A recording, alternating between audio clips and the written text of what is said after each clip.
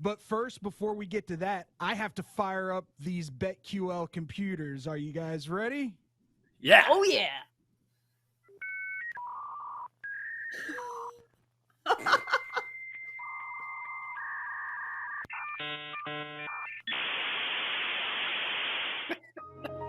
Mom! Mom, get off the phone. I'm trying to get on the internet. I got to get on my screen name. God, Oh, that Chelsea, took by the way, before we move forever. forward, what again was your screen name again? Because wasn't it like Back Babe something? Am I making this up? Yes, I it feel was like you're Back Babe 963. Not because I thought I had nice. a sexy back. It's because I did backstroke as a swimmer. But yes, we all had stupid instant messenger screen names. Don't act like I'm the only one. Mine didn't say Irish Back Babe. Dad. Oh, Irish Irish Dad? Dad. Very good. Very good. Yeah, mine was Irish Dad. All right, we probably need to get back on topic here. So, Double D, All what we right. got? Let's get to the first one. Colts Jonathan Taylor ran for over 1,800 yards last season, but the books aren't expecting him to repeat that feat again in 2022. BetMGM has set Taylor's rushing total at 1,450 yards. In simulations, the BetQL computer says Taylor will rush for 1,446 yards, practically right on the number. So this is an easy one. Jenks, love it or fade it, Taylor goes for at least 1,450 yards this season.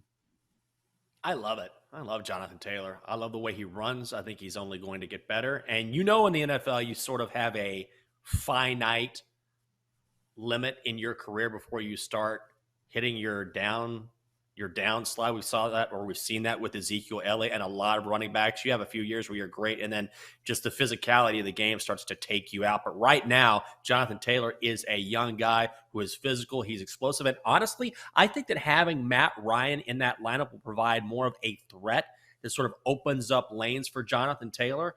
And this is really about pure talent. As far as talent goes, it's hard to find anyone in the NFL as talented. Yes, you can make an argument for Derrick Henry. Maybe Chelsea will do that. I don't know. But I just don't see defenses stopping him and getting him below that number. So I love it.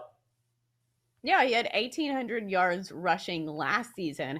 And if you're the Colts, why would you not use the best weapon in your entire offense? Use Jonathan Taylor. Why would you not? Matt Ryan is a great quarterback. And honestly, Jinx, I think that's a great point that you make, that he is going to make Jonathan Taylor's life even easier. If you have an effective passing game, it's going to make the run game more effective as well. I still think that the Colts are going to run their offense through Jonathan Taylor. I still think that it is going to be a run first offense. We've seen that in the past few years. The Colts are a team predicated on a very strong run game, a good offensive line, and a solid defense. So, yes, Matt Ryan brings some offensive prowess to the pass game, but still think that the offense runs through Jonathan Taylor. He hit this number by 300 yards last season. So I'll take the over on Jonathan Taylor as well. I absolutely love this number. He's going to reach it and probably eclipse it by a significant amount. Defenses were scheming for him last year because no one had any faith in Carson Wentz in that passing game as much as they did Jonathan Taylor. So to me, having Matt Ryan there, like Jenk said, opens up a whole new door for Indianapolis. And if you're going to put 8 in the box and try and stop Jonathan Taylor, Matt Ryan will go over the top and hit these wide receivers like Michael Pittman and create even better opportunities for Jonathan Taylor to get those yards in bigger clips. So absolutely, I love Taylor for at least 1,450, if not way more than that. Going on to the second, love it or fade it, let's hit the Steelers up. And Najee Harris ran for exactly 1,200 yards in his rookie season. Most books are figuring he will end up close to that total again in 2022. MGM has him set at 1,150 yards. BetQL simulations is very bullish on Harris in year 2, and they're out of their 10,000 simulations of the season, Harris averages over 1,500 yards per season. Love it or fade it, Chelsea. Najee Harris will be closer to 1,500 yards than he is to 1,150 yards. I'll love it because this is actually one of my favorite season-long player props of the season. No, it's not great that we saw Najee Harris being taken off the field yesterday because he did get stepped on. However, Mike Tomlin said this is nothing to worry about and he will be fine. He just got stepped on. So looking at Najee Harris last season, he had 1,200 rush yards, exactly on the nose, despite rushing for only 3.9 yards per carry. So if he can be even a little better and a little more efficient, I think he gets this number easily. And plus, he's one of the few running backs in the NFL that's not splitting a ton of carries.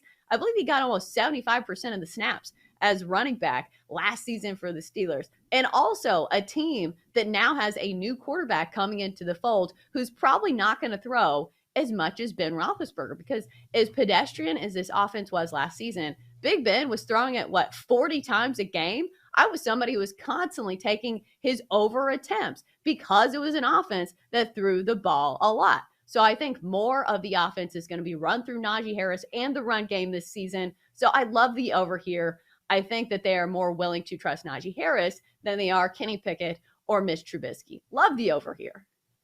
Yeah, I love it too. I'm actually going to trust the BetQL mainframe here. Yeah, you're right. You're right. The Steelers are going to be a little bit more methodical on offense because they're either going to have Mitch Trubisky or old tiny hands Pickett at quarterback. Whoever that is, I don't think they want either of those guys throwing for at least 40 times a game. Big Ben's arm was washed last season, but at least they could rely on him to not throw the football away or throw interceptions or turn it over, which is something that I think is a legitimate worry no matter who starts at quarterback for Pittsburgh. And Chelsea, you touched on it as well. They kept feeding the rock to Najee Harris last year, feeding him, and he still found a way to rush for 1,200 yards. I think this year he has a little bit more room. They lean on him even more. So I'm going to agree with Back Babe 963. I love it. I absolutely love it as well. You have to figure in, we've talked about it already, the new quarterbacks, whether it's Mason Rudolph, Mitch Trubisky, or the rookie Pickett, there's going to be a process where they're going to rely on Najee Harris for yardage and to open up that play action pass for them. That being said, I'm going to love it as well and say that he's going to get over the 1,150. Not sure if he'll get 1,500, but the 1,150 for sure.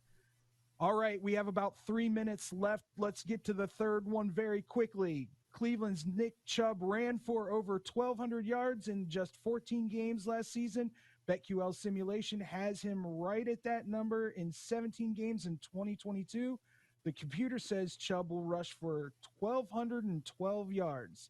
His total at BetMGM is 1,200 yards. Jenks, are you loving the computer pick of over 1,200 yards for Nick Chubb in 2022?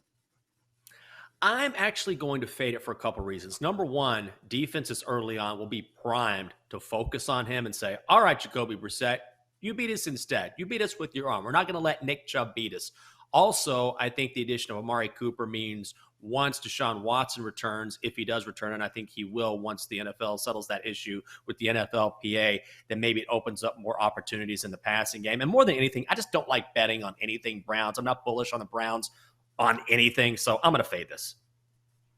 Yeah, I think this is the biggest question mark for me, just because looking at the running back room in Cleveland, it's a good one. Kareem Hunt, despite only rushing for 386 yards last season, had 841 the year before. So I'm not sure if I'm sold on Nick Chubb getting every single snap in this offense. Yeah, I think initially you say, oh, well, there's questions at quarterback. They're going to rely on the run game more. But like Jenks said, it's easier to key in on the run game and stack the box when you don't have faith in the opposing quarterback. So I think this is too much of a question mark for me. Nick Chubb is supremely talented. He is a top 5 running back in the NFL, but just with the offense and the fact that they have other talented guys that can carry the rock in that offense as well, it makes it tough to take an over on his yardage prop. I am going to fade this as well. I just, like everyone said, they're going to be keying on Chubb because of no Deshaun Watson, and they're going to make him beat them in the first 6 games. And then when Deshaun's back, that passing game opens up a little bit more, and Deshaun can run as well. So all those factors makes me fade it. Yeah, I will be off any kind of Cleveland props or totals or anything. Coming up next.